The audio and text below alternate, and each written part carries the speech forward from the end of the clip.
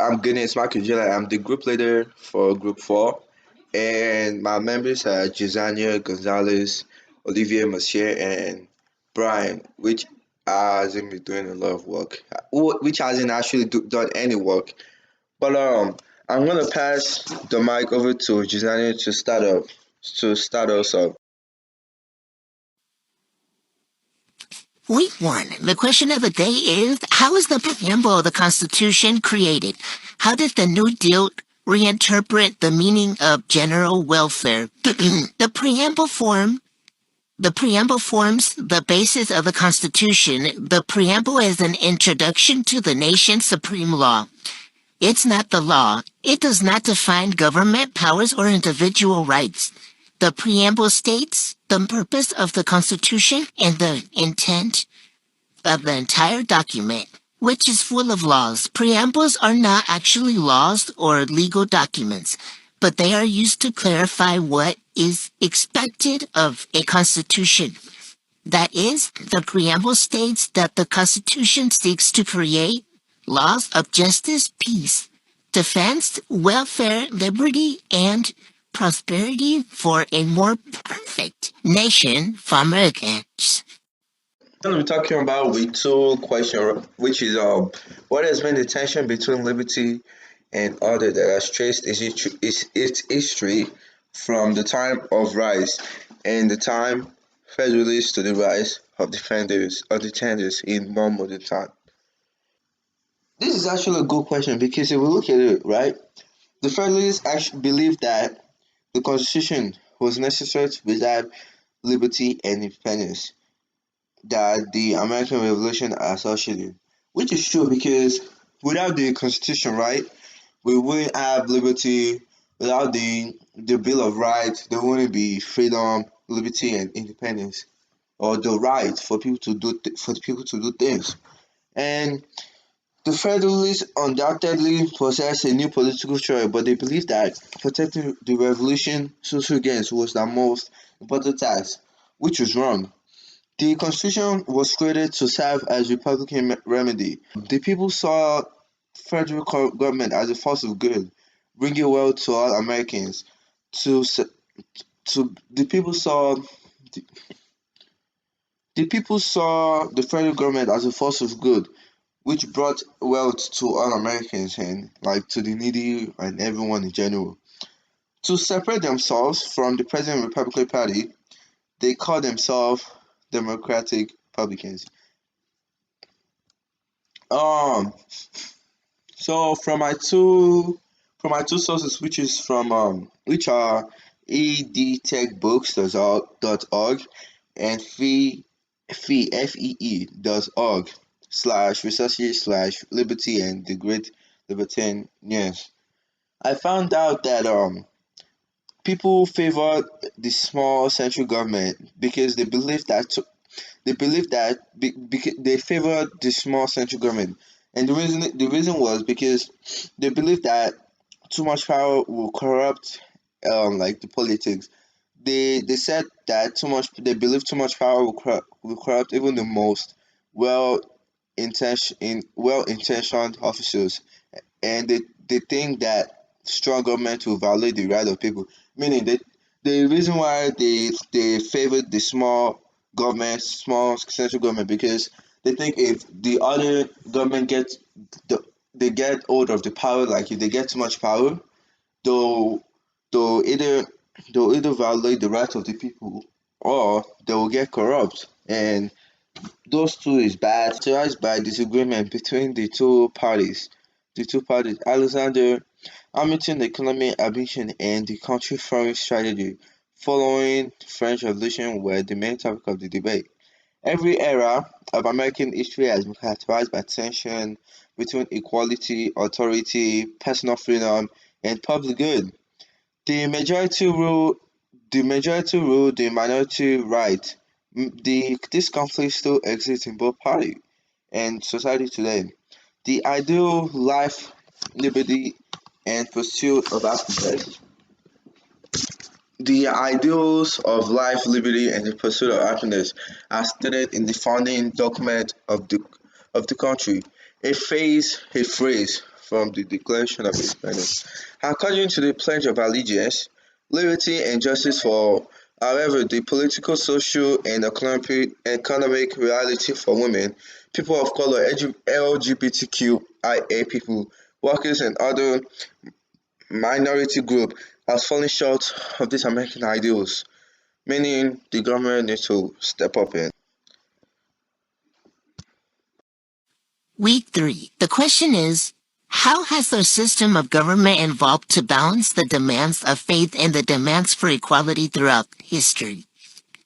The Constitution does not prohibit the establishment of religion for the fact that anyone can choose to have or be in a religion. The First Amendment to the United States Constitution provides that, quote, Congress shall make no law respecting an establishment of religion or prohibiting the free exercise, quote. Therefore, there will be no rule or law on religion and how there is a, quote, favoring or religion, quote. So everyone is free to pick, be, or not be in a religion. The preamble states that the primary purpose of the United States Constitution is to, quote, promote the general well-being, quote, and that issues such as poverty, housing, nutrition, and other economic and social problems facing citizens are addressed. Indicates what is the most important to the author, but rather than requiring governments to ensure that individuals actually have social and economic assets that need to be protected, the Bill of Rights sets out procedures for fairly determining these rights.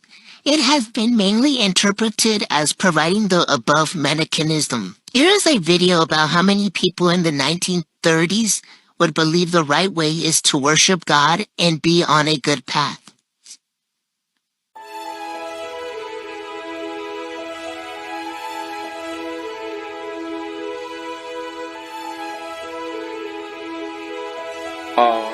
So the video doesn't have audio, it's just visuals.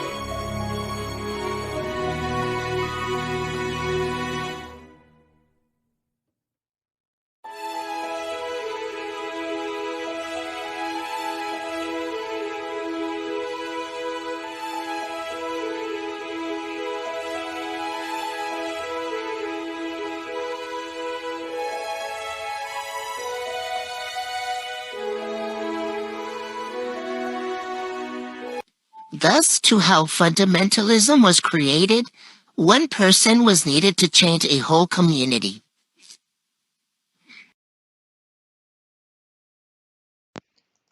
Week 4.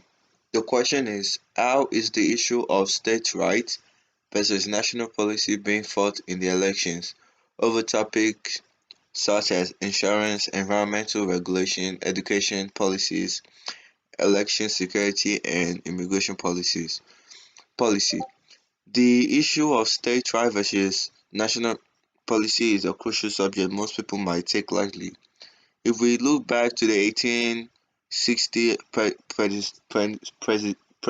presidential election, liberation, the connection between the federal government, state and territories, slavery and abolition were some of the issues that influenced the outcome of the 1860 presidential election. If we go back to the prompt, how is the issue of state rights versus national policy being fought in the elections? Over topics such as insurance, environmental regulation, education policy, election security, and immigration policy. In case of in case of environmental regulation, there have been several arguments if environmental regulation really work. According to according to that, economic growth and according to that, economic growth and environmental improvement are sometimes perceived as competing for political objectives. The air quality in the US has improved over the few decades despite an overall rise in manufacturing production.